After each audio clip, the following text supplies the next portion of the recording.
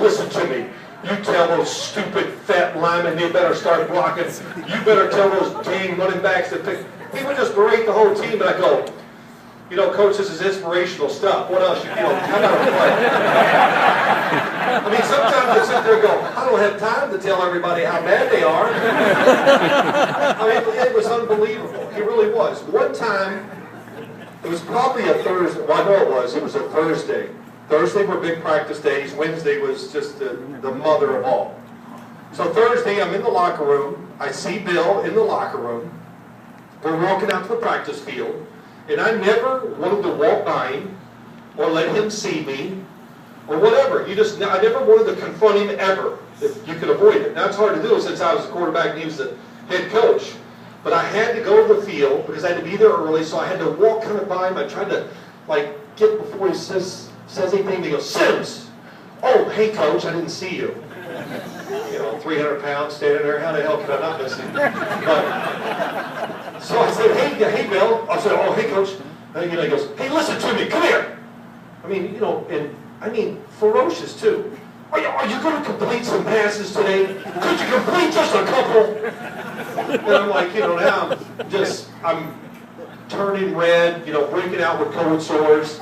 And I'm sitting there, and he goes, I mean, how many did you complete yesterday? You were awful. I mean, you were just horrendous. You stunk. I mean, how many did you complete? I'm like, you know, I don't know. Not very many, because it was a rough day the day before. He goes, I tossed and turned all night long in bed. I couldn't sleep.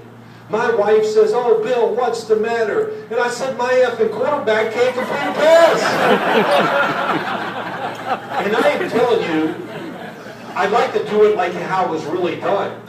Because everybody in the locker room just stops and looks, and they're laughing at me.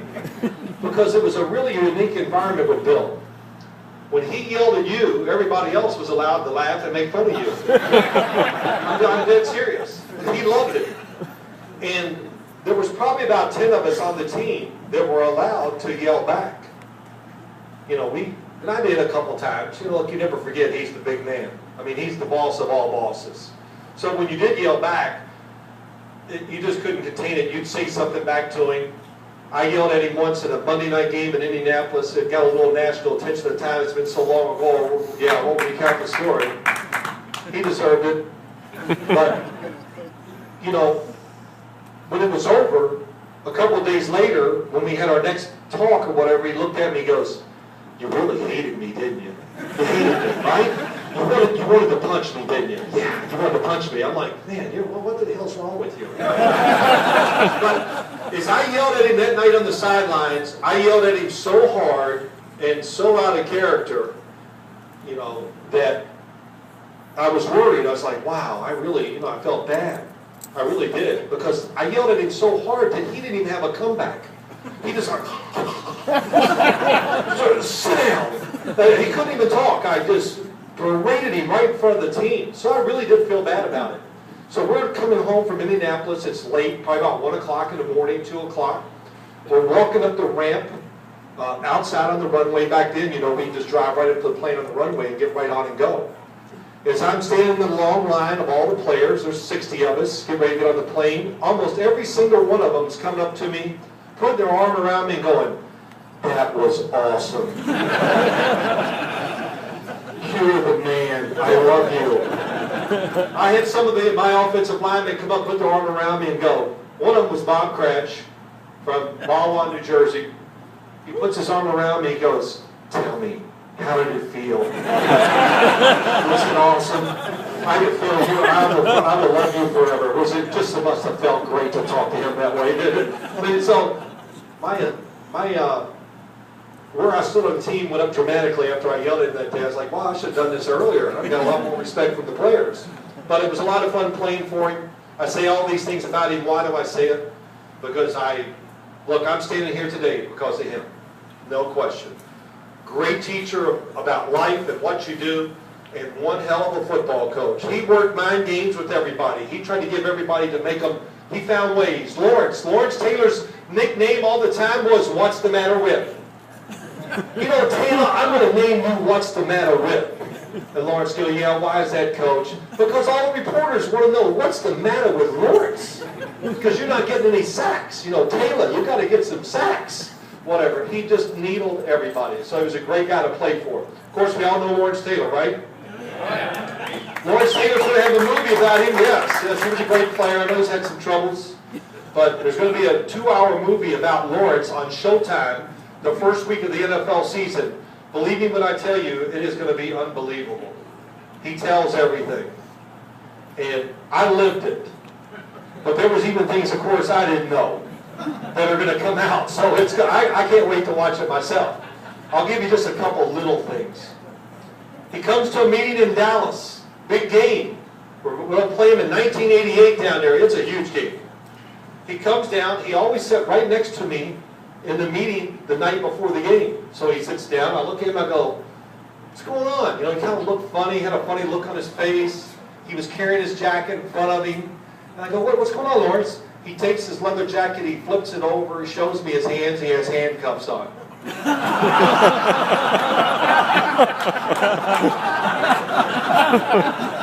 And you know, I'm sitting there and I just go, I don't even want to know. I don't want to know and I don't care. What am I going to do? Well, and then I go, you don't have the key? Yeah, she wanted to put them on me and she did. And I said, go ahead. And I said, take them off. She goes, oh, I don't have the key. He goes, what am I going to do? And I go, well, I think you better call a locksmith. Oh, that's a good idea.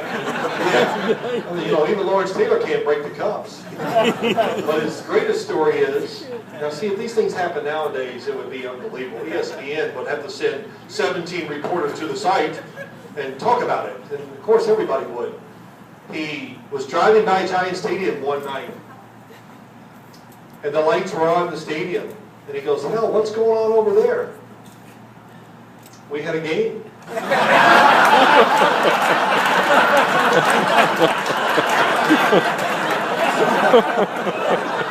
telling you, it's the truth. This will be in the thing. It's the truth. It was a Sunday night game, and Lawrence Taylor came trotting to the sideline midway through the second quarter. And Parcells was, I thought he was going to have a heart attack. Looked at him, of course they said, get in there. Hit some, you know, whatever. I'll never forget Lawrence's line. He thinks it's pretty funny. He goes, Bill, the group playing in front of me in golf was just slow. Oh my gosh, I'll tell you. You know, but he was great. He was a wonderful teammate, lots of energy. And I'll tell you this, I know things that you don't know about him. He would do anything for anybody. We all could retire with all the money he gave away to people. If a teammate needed money, Lawrence, how much you need? All right, here, pay me back. You know, of course, nobody ever pays anybody back. So, I mean, he was, you know, generous to a fault that way. It cost him a lot of money, but that's just the way he is. He did have a kind heart, and I know he's been in trouble, but hopefully he's got his life straightened out, and just tell you that about the movie, because it's going to be an interesting thing. So, instead of keep on talking, why don't I do this?